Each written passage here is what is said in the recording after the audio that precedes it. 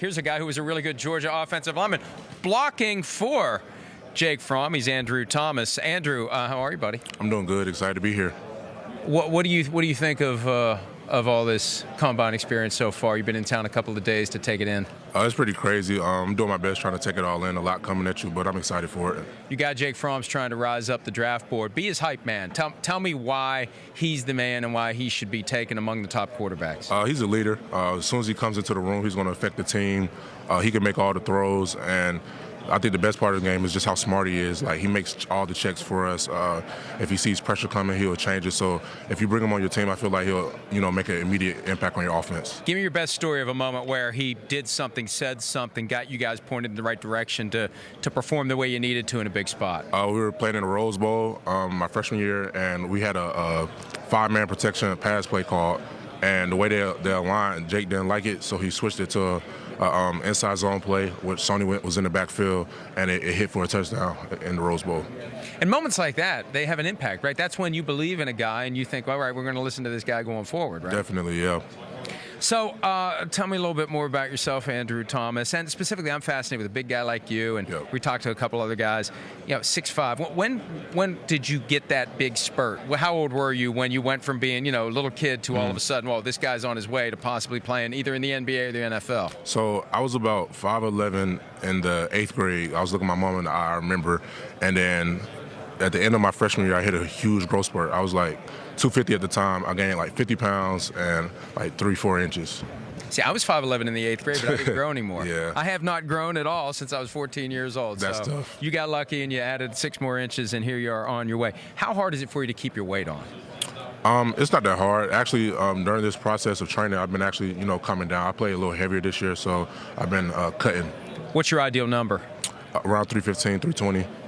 Who were you a fan of growing up? Player, probably Michael Vick.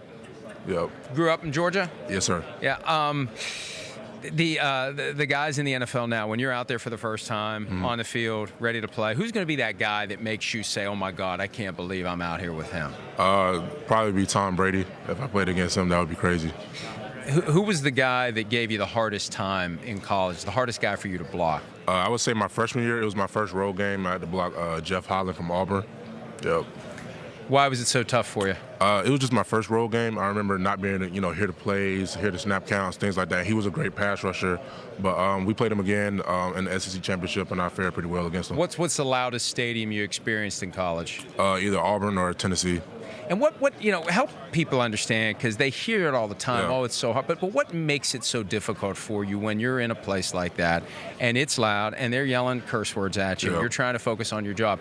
What makes it difficult for you specifically? It makes it very difficult as an offensive line because, we have to communicate. All of us have to be on the same page. And so when Jake's trying to give us a play and we can't hear it, it makes it, pretty difficult, especially if they stem or they show pressure late. It's hard to adjust to it really quickly. What kinds of things did you guys do at Georgia to practice for those situations?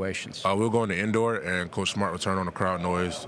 The highest it can go, it'll be pretty loud, and we'll practice, different periods, with the crowd noise real loud. Does the highest it can go still make it as loud as what it's like when you're in that stadium? So when we have it on, it's usually against, the scout team, so it's as loud, but it's not as intense. But, when you go to Auburn or you go to Tennessee, you're playing against, their starters, it's loud, and the guys are, very good. You got an advantage playing in an SEC environment like that. It's not as big of a jump when you go to the NFL, and I'm sure you've talked to former teammates and guys that have played in the SEC, and it's got to give you more confidence going to the NFL that you're not making that huge leap if you had been at a smaller school in a smaller conference with not nearly as many people in the stadium. Yeah, it definitely does. Playing in the SEC every week, it's a challenge. Obviously, it's not the NFL, but it's a good, stepping stone getting up to the next level.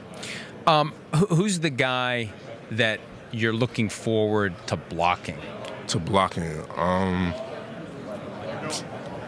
I'll probably say like Von Miller or Khalil Mack. They're at the top of their game. In the NFL, they've been the best the last couple of years, so I feel like that'll be a pretty good challenge for me. There's been more of an emphasis recently put on run blocking, especially the way the 49ers do it, and they turn it into an art form almost. For you, what do you prefer, pass blocking or run blocking? I'll probably say run blocking. At Georgia, that was the main thing we did: run the ball at point of attack and make pass plays off of that. That's when you get to go attack someone, drop them to the Exactly. ground, right? Right. Pass blocking, they're coming at you. Run Exactly. blocking, you're going at them. Right. All right, well, you're going at the NFL, buddy, and we appreciate some of your time. We wish you all the best. Andrew Thomas, Georgia offensive lineman. We'll be back with Colts head coach Frank Reich here in Indianapolis. He didn't have to drive. He probably slept at home last night. We'll talk to Frank Reich right after this.